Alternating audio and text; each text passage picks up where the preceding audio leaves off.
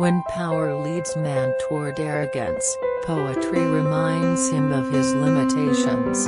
When power narrows the area of man's concern, poetry reminds him of the richness and diversity of existence. When power corrupts, poetry cleanses.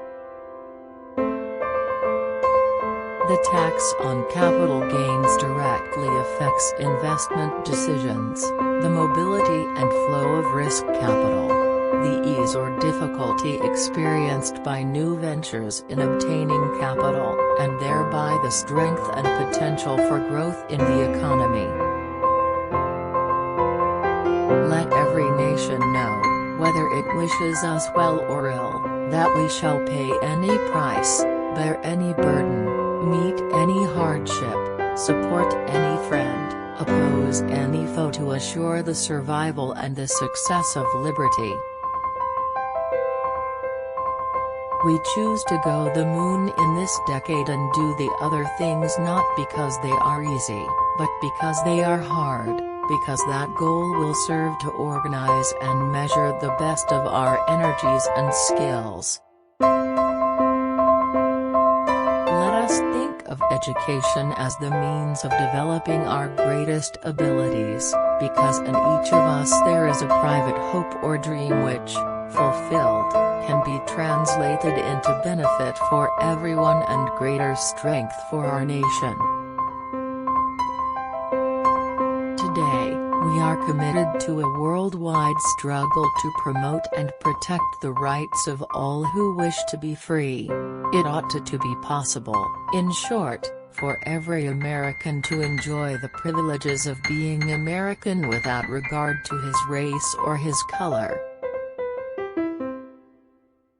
World peace, like community peace, does not require that each man love his neighbor, it requires only that they live together with mutual tolerance, submitting their disputes to a just and peaceful settlement.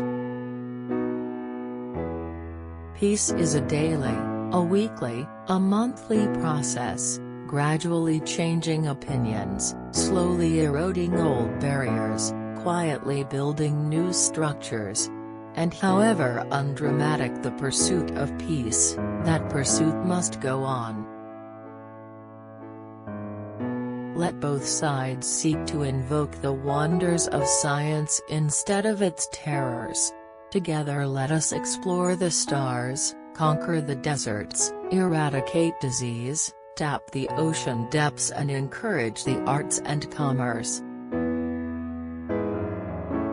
I can imagine no more rewarding a career. And any man who may be asked in this century what he did to make his life worthwhile, I think can respond with a good deal of pride and satisfaction, I served in the United States Navy. To further the appreciation of culture among all the people, to increase respect for the creative individual, to widen participation by all the processes and fulfillments of art, this is one of the fascinating challenges of these days. Not every child has an equal talent or an equal ability or equal motivation, but they should have the equal right to develop their talent and their ability and their motivation, to make something of themselves. To state the facts frankly is not to despair the future nor indict the past. The prudent heir takes careful inventory of his legacies and gives a faithful accounting to those whom he owes an obligation of trust. The world knows that America will never start a war. This generation of Americans has had enough of war and hate. We want to build a world of peace where the weak are secure and the strong are just. A nation which has forgotten the quality of courage which in the past has been brought to public life is not as likely to insist upon or regard that quality in its chosen leaders today, and in fact we have forgotten. The path we have chosen for the present is full of hazards, as all paths are. The cost of freedom is always high, but Americans have always paid it. And one path we shall never choose, and that is the path of surrender, or submission. Whether they be young in spirit, or young in age, the members of the Democratic Party must never lose that youthful zest for new ideas and for a better world, which has made us great.